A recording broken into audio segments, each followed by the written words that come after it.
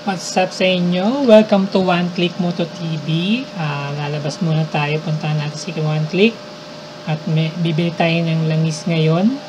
Ayan si One Click. May pupuntahan muna tayo na tindahan. Doon tayo bibili ng langis. So for today's video is bibili ako ng langis para sa second change oil ng ating motor. Yan. Papunta tayo ngayon sa may Halcon, dun sa may Barangka Drive, malapit sa Boni. Pupuntahan natin yung YRS Motorcycle Modification. Yun yung ay pag-aari ni Sir Yoyong. At yung mga anak niya is yung mga karerista na si Maiko Bunsyo, si Des Bunsyo, at si Jack Bunsyo.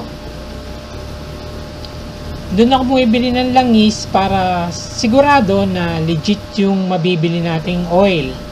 Kasi pagka sa iba tayo bumili or sa mga online lang, alanganin. Baka makuha nating langis is yung peke. So, ang bibili nating langis ngayon is Motul. Motul yung napili kong langis kasi for me is napaganda ng performance niya dun sa motor natin. Napaka-smooth at napakatahimik sa motor. Saan ba gawa ang Motul? Motul is a world-class French company specialized in the formulation, production, and distribution of high-tech lubricants across the all automotive spectrum as well as lubrication for industry by its Motul Tech activity. Kaya napakagandang klase ng langis ng Motul. Marami siyang klase ng langis na ginagawa at ginagamit rin siya sa international race. Kaya yung kagandahan ng langis na yon is talagang solid. Mararamdaman mo yung quality ng langis. Ang kagandahan sa Motul is matagal na siyang company at meron siyang sariling refinery na planta na gawaan ng langis. Marami na rin akong nagamit na langis. Nung panahon pa ng mga XRM, ang mga ginagamit naming langis is yung Castrol. At yung sumunod doon, nung nagpalit na ako ng motor, gumagamit na ako ng Honda Beat at Novosay, gumamit din ako ng brand na Top 1. Ang pinipili ko kasing mga langis is yung maganda yung quality. Marami kasi ngayon naglalabasan ng mga new player ng oil pero bagong brand na hindi natin alam kung saan galing, kung sino gumawa. Kaya kailangan maingat tayo sa pagpili ng langis. Make sure na yung mga bibili nating langis may sariling refinery, matagal ng kumpanya, para makasigurado tayo na quality talaga yung langis ng mga gamit natin. Tsaka marami rin naglalabasan ng mga peking langis dahil kasi mabili yung mga magagandang klaseng langis. Ang ginagawa nila is pinipeke nila. Ngayon mamaya sa pagkatapos natin bumili ng langis, share ko sa inyo kung paano nyo makikilatis ng mabuti ang Motul na langis, kung paano nyo malalaman kung legit ba siya, kung quality, or paano mo mapapatunayan na hindi ka nagkamali ng biniling langis. Paalala ko lang po, hindi po tayo sponsor ng langis. Base lang po ito dun sa experience ko dun sa paggamit ng Motul na langis. Hindi po tayo sponsor, kaya hindi ko po siya pinopromote ng todo. Kumbaga, sinishare ko lang kung ano yung experience ko dito sa langis na to. So, ito, malapit na tayo sa tindahan. Ayan, tayo sa Halcon. Nakikita nyo sa pangalawang kanto sa kaliwa ang YRS. Dito ko po binibili yung langis na ginagamit ko. Ayan. Makikita nyo naman po siya, meron po siyang tarp ng YRS, tapos yung mga anak ni Sir Yoyong nakarelista. Ayan, bibili muna tayo saglit.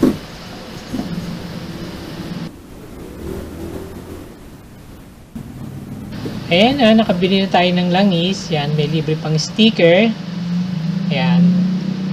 Papakita ko sa inyo pagdating sa bahay, i-explain ko sa inyo kung paano nyo malalaman kung legit yung langis. At meron kasi na nagtatanong din kung paano daw pag walang label. Ayan, mamaya papaliwanag ko sa inyo pagdating sa bahay.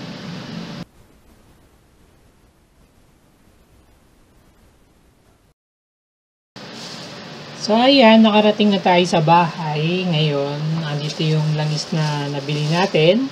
Ayan, Motul. Ngayon, i-explain ko naman sa inyo, share ko sa inyo kung paano nyo malalaman kung legit ba yung langis.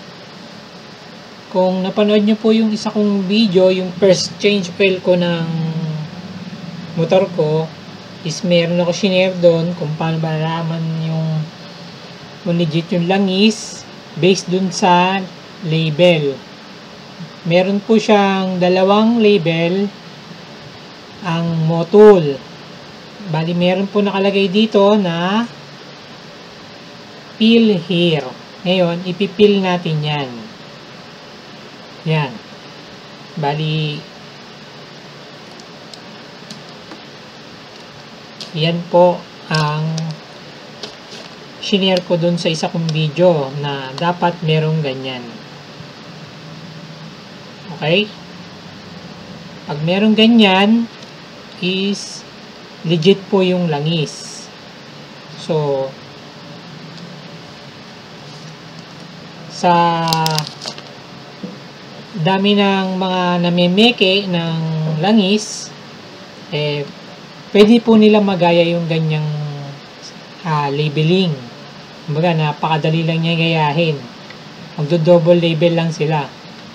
Kaya, para makasigurado ka talaga na sure yung langis na nabili mo is meron naman QR code.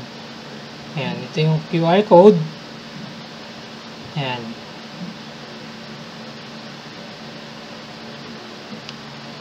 Ang gagawin mo is i-scan mo yan. Meron nga pala nag-comment dun sa video ko dun sa Facebook na paano daw yung isang langis, yung Power LE na Motul. Kasi yun, wala yung label sa likod. Walang ganito. Kumbaga, ito lang ang meron siya. Ngayon, ang sabi ko sa kanya, para mas makasigurado siya, kung wala man ganito, yung langis na nabili niya, is QR code. Sabi ko sa kanya, para makasigurado siya na legit yung langis na nakuha niya. Ngayon, doon naman sa mga video, ang dami kasing naglalabasan na video na ang pinapakita nila na pag-scan ng QR code, pag lumabas yung ganito, yan, sa kanila goods na yan. Ngayon, okay din naman yan, pero hindi kasi yan yung pinaka dapat lalabas. Yan, share ko sa inyo kung ano yung dapat lalabas dito pag in-scan natin tong QR code.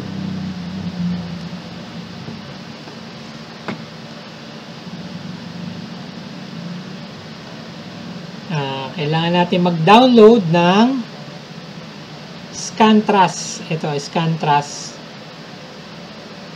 Para ma-scan natin tong QR code natin. Ayan, papakita ko sa inyo kung ano yung dapat lalabas. Yung iba kasi, itatapat lang nilang ganyan. Yan. Tatapat lang nila yan. Tapos scan. Tapos na. Meron pong style ng pag-scan. Kasi kailangan ma-scan natin yung pinakamaliit na QR code sa gitna. Yan po ang magde-declare ng legitimacy ng oil. Itong pinakamaliit. Bali, ang gagawin po natin is ganito.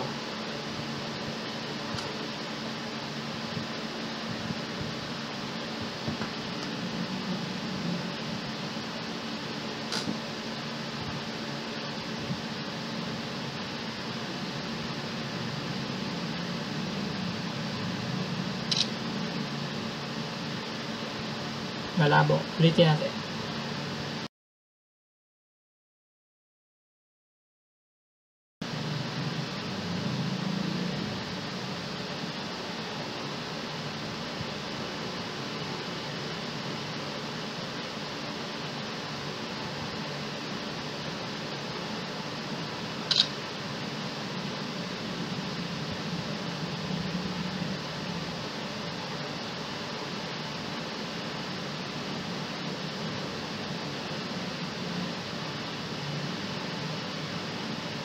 Yan. Dapat po, ganyan ang lalabas sa atin na pag in-scan natin yung QR code. Yan.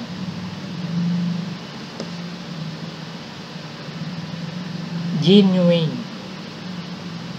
Ganyan dapat ang lalabas. Kasi yung iba, ang lumalabas yung thank you for scanning. Mali po. Dapat po ganito. At saka ang ini-scan po dito talaga, itong yung pinakamaliit. Itong pinakamaliit na QR code. Hindi po itong malaki. Itong pinakamaliit. Kaya kailangan isusum in nyo. Pag in-scan nyo siya, isusum in nyo. Hindi pwedeng maliit yung i-scan nyo. Dapat zoom in nyo para makuha nyo itong gitna. Para lumabas po yung ganitong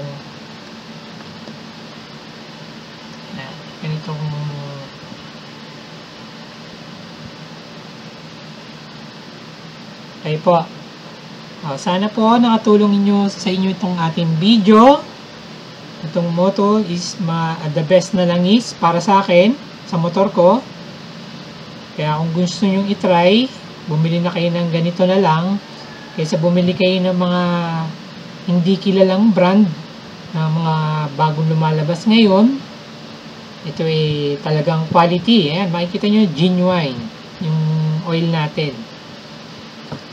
So, hanggang dito na po. Hanggang dito na lang po. Sana po ay nakatulong sa atin itong video. Kung nagustuhan nyo po yung ating video, is like lang po. Don't forget to subscribe. One Click Moto TV. Ride safe po sa inyong lahat. God bless and bye.